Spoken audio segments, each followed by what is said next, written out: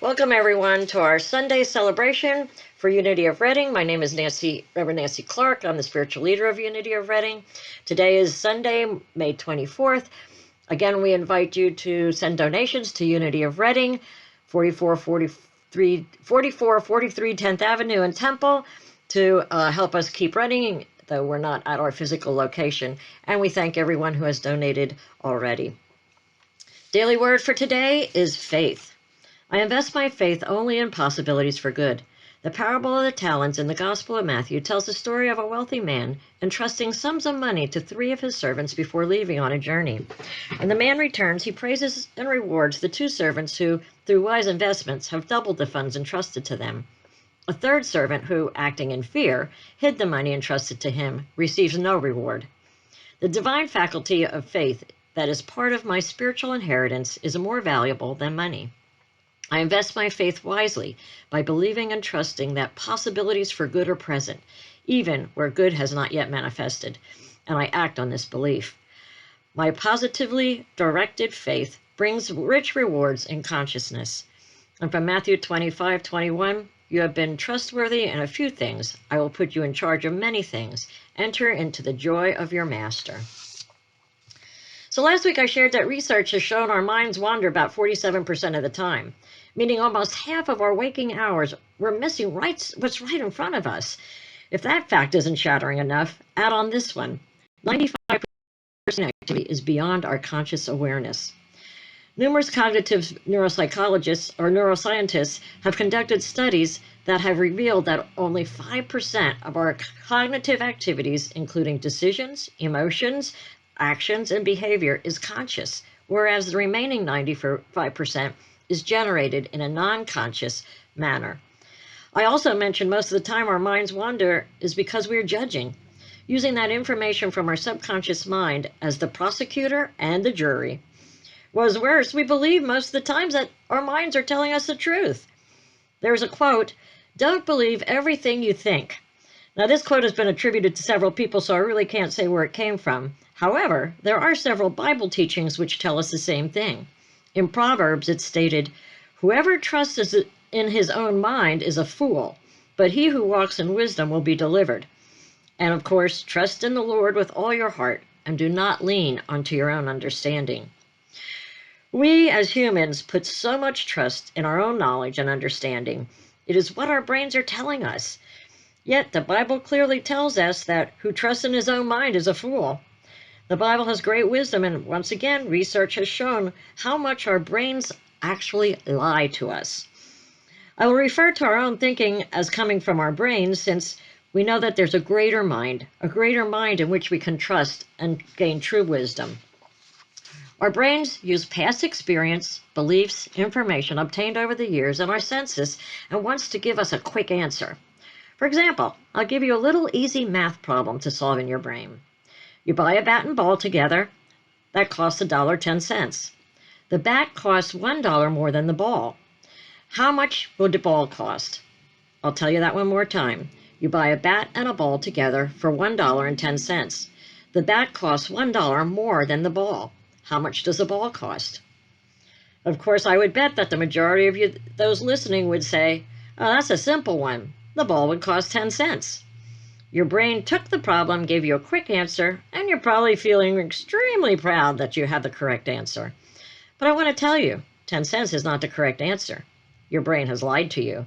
And had I not told you it was the wrong answer, you'd go happily on believing that you were correct. By the way, so you don't spend all the time throughout this message to try to figure out what the right answer is, the right answer is the ball costs 5 cents and the bat $1.05, exactly $1 more than the ball. I'm sure one of you will want to try this little quiz on some party goers once you can go out and be back to partying. I want to present this message not to have you mistrust everything your brain is telling you and beat yourself up, but to be aware and truly know that we cannot lean onto our own understanding, and to know that there is a better way to gain wisdom. Self-awareness is the first key to spiritual growth. Know thyself are 2 important words spoken by spiritual masters throughout the ages. Self-awareness leads to self-compassion and growth. So let's have some fun with this today. So how and why does our brain lie to us? Well, first, our brain is a miswanting hooligan. My last series of messages was on connecting to our innate joy and increasing our happiness. When we ask most people, what do you want in life, or what do you want most for your children? The answer is usually happiness. This is true. Happiness is an inherent desire for all human beings. It is our desire because this is God's desire for us. God wants us to live an abundant life filled with joy, peace, and love. It is an innate desire because we know deep down in our beings that that is available to us. So why are we constantly searching for happiness and never seem to reach the level of happiness that we so desire? Here's where the big lie comes in terms of our brain and happiness.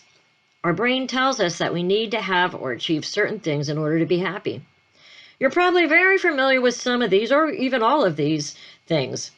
Our brain tells us we need lots of money, we need high-powered jobs, a hot body, a perfect partner, and social status.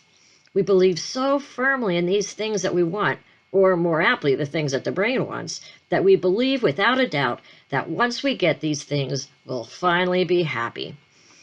But the crazy and sad thing is, the things that the brain thinks it wants and tells us that we need are usually not the things that end up making us happy, at least not in any kind of sort of lasting way. It is first helpful to understand why this is. Yale professor Laurie Santos, who teaches a course called The Science of Well-Being, states, there are ways that the brain tricks us into thinking we want or need things, and they lie to us. She breaks it down into what she calls annoying features of the brain. The first annoying feature of our brain is this: your strongest subconscious beliefs and answers are often wrong. Think about that. Your strongest subconscious beliefs and answers are often wrong. This one is perhaps the most baffling because many of you who are listening consider ourselves to have a higher than average amount of self-awareness. But have you ever stopped to ask yourself, what wants and desires occupy my thoughts most of the time? How many of my actions and decisions are guided by those desires? What if the things my brain wants are not the things that will provide me long-lasting happiness or fulfillment in life? How would my thoughts, emotions, and actions change if I realize I do not need any of those things to be happy or feel fulfilled? We have been seduced through social media, societal norms, beliefs and opinions of others, past experience, and false appearances made by misconception of our five senses. Remember, beliefs are simply statements that we accept as true. That does not make them true. We once believed the earth was flat. We believed the human body could not possibly run a mile in less than 4 minutes. We believed many things were impossible until someone had the courage to go against the grain and show evidence that belief was not a fact. We need to stop and ask ourselves first, do I have the courage to question my thoughts and my beliefs? Am I acting on this belief because it is true or because others have agreed that it is true? Most importantly, we must ask ourselves, what could I accomplish? How far could I go? And what could I achieve if I would not believe the thoughts and beliefs of my brain that tell me I can't? The second annoying feature is our brain operates on reference points. Along with this feature comes the brain's need to compare and judge using these reference points. Trouble comes because our subconscious brains do not choose valid reference points, but uses all the information it has been exposed to. So basically, your brain absorbs and then uses these reference points indiscriminately. So when you see models on Instagram or crazy rich people on TV, those become your reference points, no matter how ridiculous the comparison. In an effort to assure you're being treated fairly or current with the status quo, it might make sense for you to compare your salary with someone in your exact position, in the same city, who has the same amount of experience and a similar skill set. However, it does not make sense to compare your salary to a friend working in a completely different profession. It makes even less sense to compare your salary or material possessions to anyone you see on TV, reality or otherwise. The third annoying feature of our brains is that it adapts quickly and consistently to pleasurable things. It's called hedonic adaptation. Once we get those things you think will make you happy, more money, true love, the perfect body, we just adjust to it. No boost in long-term happiness. This puts us on the hedonic treadmill. always looking for more and better. Perhaps the worst part is we don't even realize this is happening.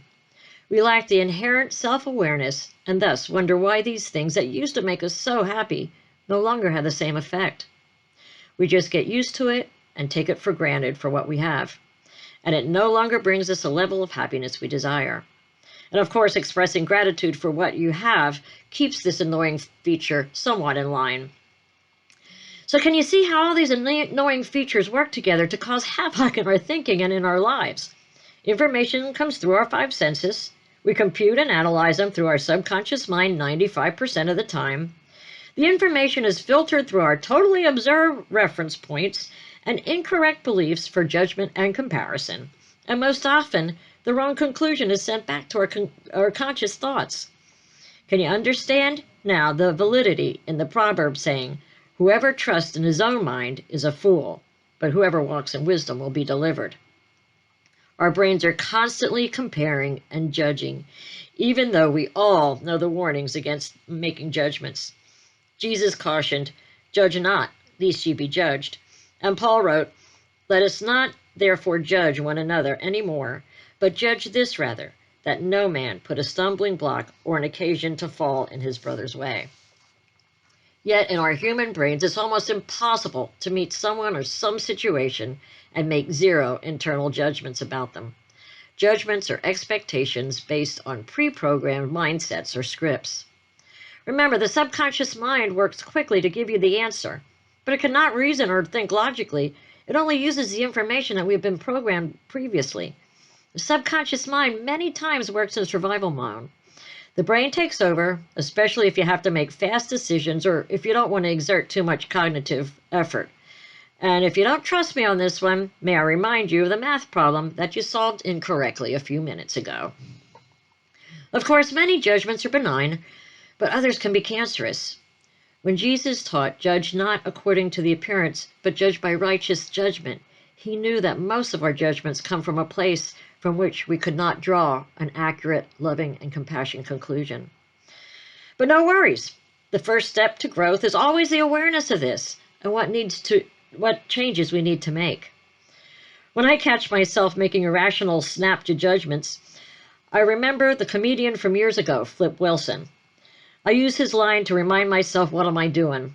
I stop myself and say, "Okay, Nancy, yes, here come the judge, here come the judge."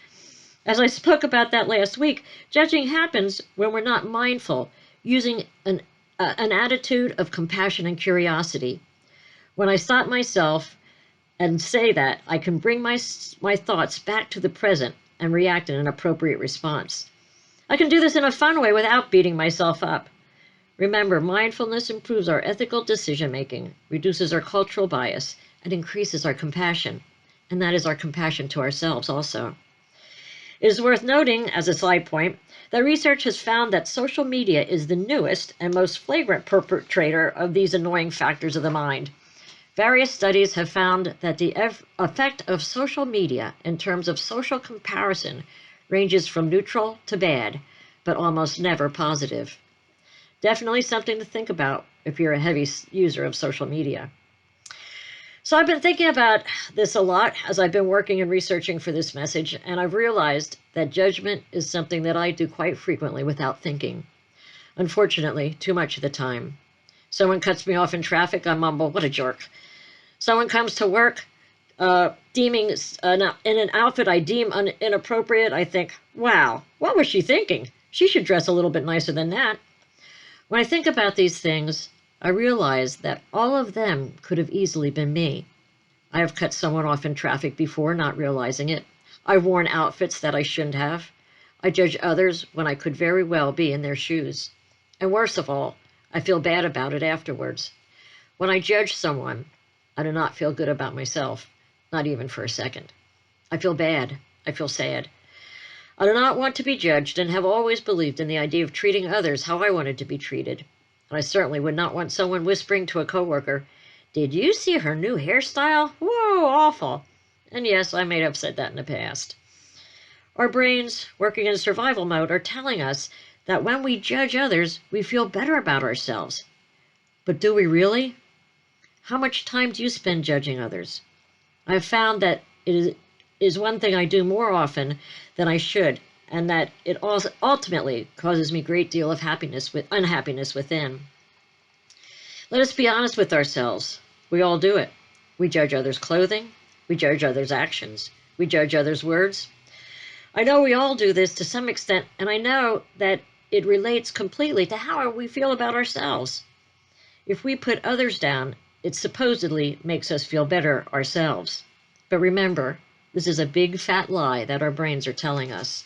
It never makes us feel better. Our brains are telling us that our brains are thinking that they're protecting us.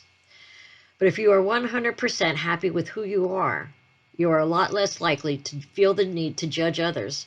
Our brain tells us the first lie, that we're not good enough, that we need more to be happy, that we don't add up to others, which makes us feel insecure and worthless. Then our brains tell us a second lie, that if we judge others, we'll feel better about ourselves.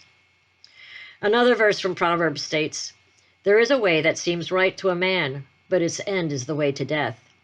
Of course, it is speaking to the way our brain is telling us to go.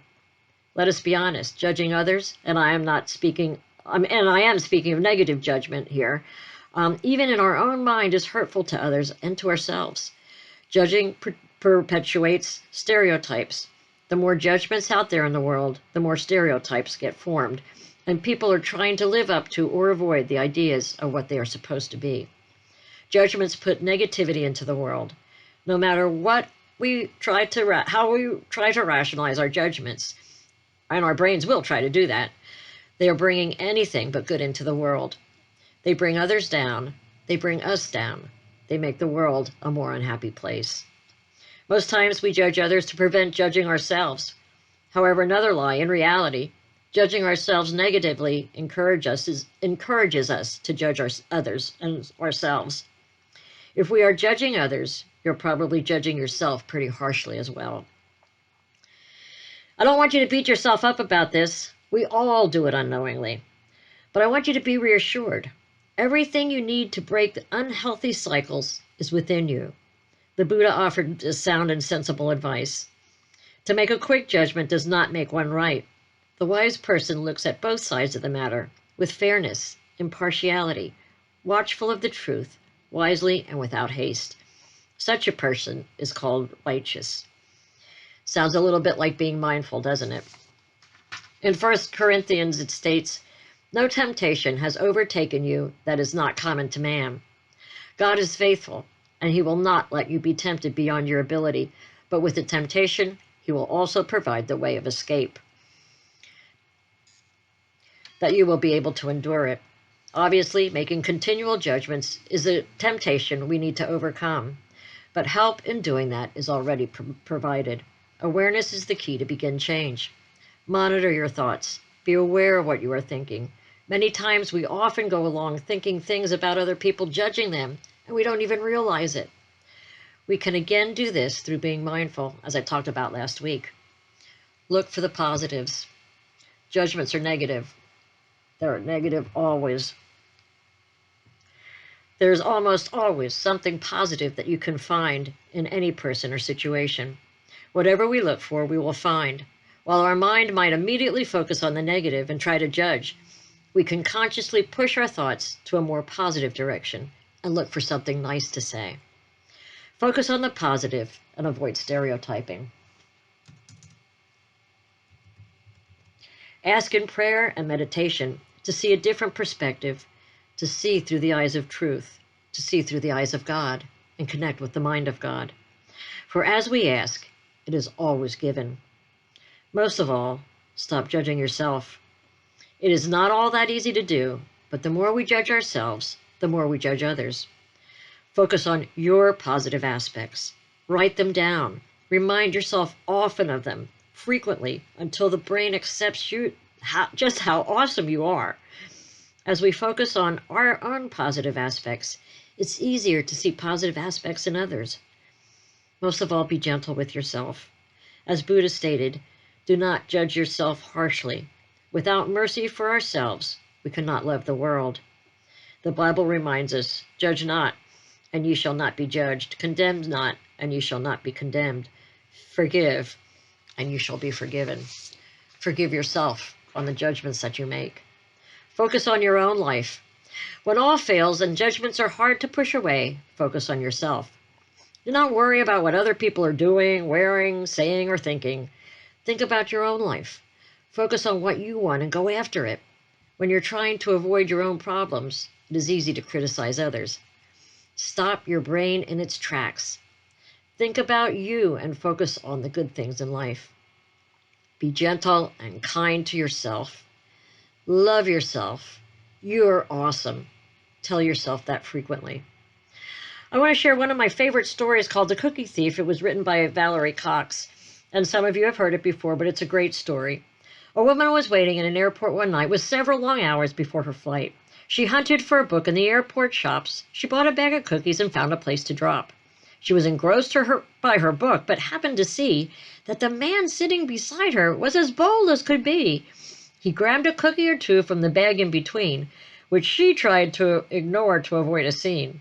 So she munched the cookies and watching the clock as this gutsy cookie thief diminished her stock. She was getting more irritated as the minutes ticked by, thinking, if I wasn't so nice, I would blacken his eye. With each cookie she took, he took one too. And when there was only one left, she wondered what he'd do. With a smile on his face and a nervous laugh, he took the last cookie and broke it in half. He offered her half as he ate the other. She snatched it from him and thought, oh, brother, this guy has some nerve, and he's also rude. Why, he didn't even show any gratitude. She'd never known when she'd been so galled and sighed with relief when her flight was called. She gathered her belongings and headed to the gate, refusing to look back at that thieving ingrate. She boarded the plane and sank in her seat, then sought her book, which was almost complete. As she reached in her bag, she gasped with surprise. There was her bag of cookies in front of her eyes.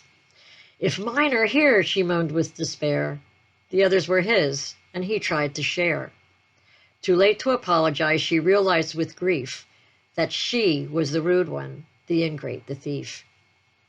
I'll end with this excerpt from A Course in Miracles, which is awesome. It says, remember how many times you thought you knew all the facts you needed for judgment and how wrong you were. Is there anyone who has not had this experience? Would you know how many times you merely thought you were right without ever realizing that you were wrong? Why would you choose such an arbitrary basis for decision-making? Wisdom is not judgment. It is relinquishment of judgment. It is not difficult to relinquish judgment, but it is difficult indeed to try to keep it. In order to judge anything rightly, one would have to be fully aware of an inconceivably wide range of things, past, present, and to come. One would have to recognize in advance all the effects of his judgment on everyone and everything involved in them in any way. And one would have to be certain that there is no distortion in his perception, so that his judgment would be wholly fair to everyone on whom it rests now and in the future. Who is in a position to do that? It is necessary for the teacher of God to realize not that he should not judge, but that he cannot judge. Make then only one more judgment, and that is this. There is someone with you whose judgment is perfect. He knows all the facts, past, present, and to come. He does know all the effects of his judgments on everyone and everything involved in any way. And he is wholly fair to everyone, for there is no distortion in his perception. This is what righteous judgment is. It's relying on that one that walks with us, on our higher mind, the superconscious mind of God, for wisdom, not for judgment. For as Proverbs advises us, trust in the Lord with all your heart and do not lean onto your own understanding. In all your ways acknowledge him, and he will make straight your paths. And so it is. I'd like to take these thoughts into meditation. So if you would like to get comfortable in your seats,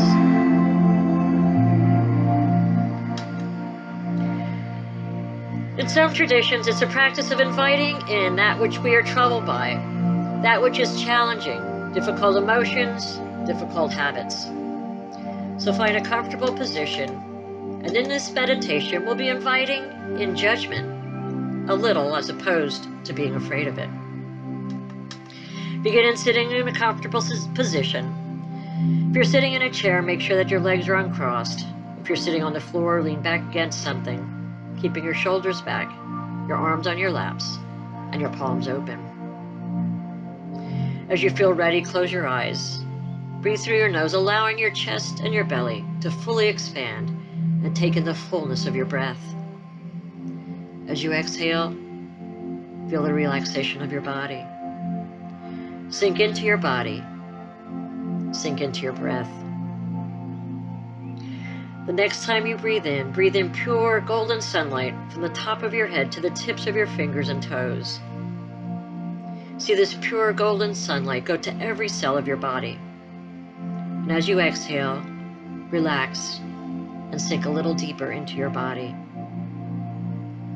Then as you breathe in pure golden sunlight again, place your hand on your heart, activating and opening it. Spend a moment thinking of someone that you feel incredibly grateful for. It could be a person, a place, or a thing, such as something somebody recently said to you or has done for you. Breathe in that gratitude, filling your whole being with it. Take time to be grateful to yourself for being who you are. Send compassion and love to yourself.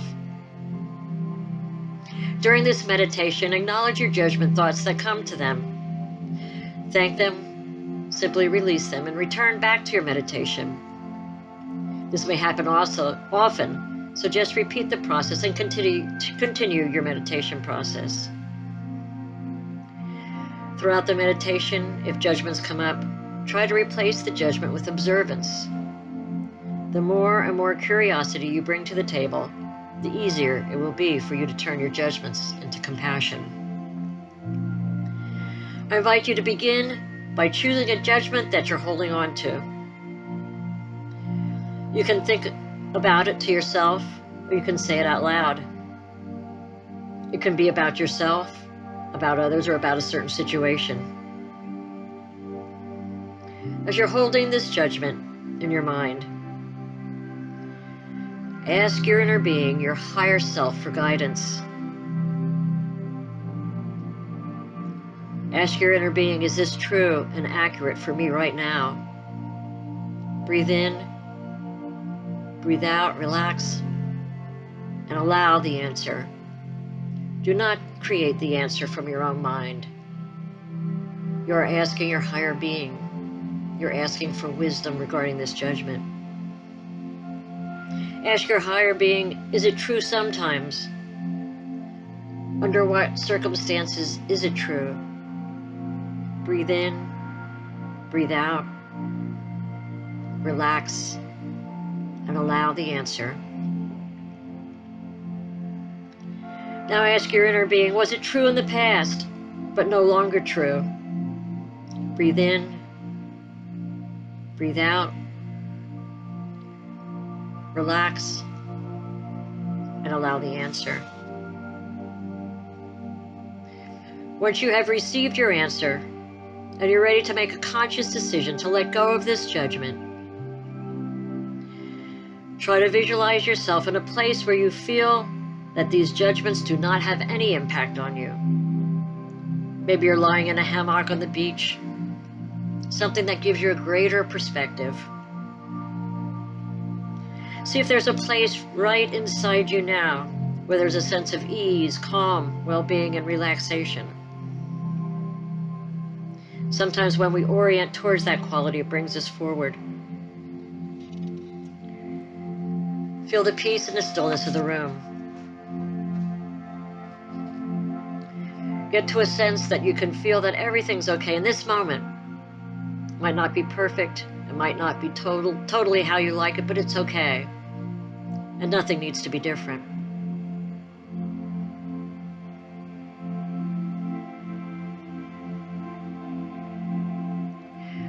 Replace your body where you are able to connect with that sense of well-being and ease. And I would like you to take that commitment to release that judgment and allow this prayer to sink in. Dear inner guide, I need help with my judgment towards and you place that in. I'm ready to surrender this now. I welcome in the presence of love to guide me back to truth and grace. I am ready to release this judgment and see through the eyes of love. So again, finding a sense of ease and well-being, whatever allows you to drop inside. Take a few breaths. Relax on the exhale. For the last few minutes, just send ourselves some loving kindness, forgiveness for having this judgment, compassion to us.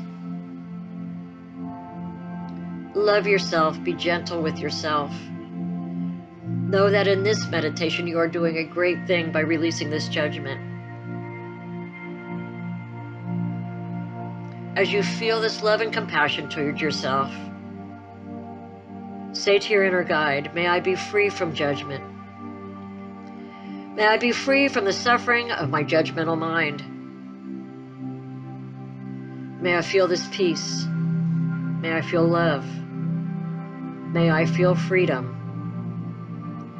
And may I feel oneness with all that is. As you feel this freedom, this peace and loving kindness towards yourself, allow it to permeate every cell of your being. And know that this is God's love for you.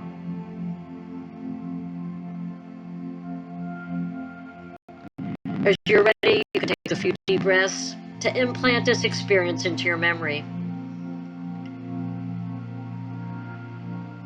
Feel the freedom that you feel since you released your judgment.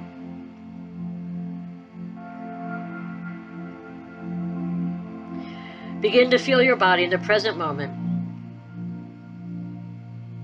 Breathe in and out, and as you're ready, you can open your eyes.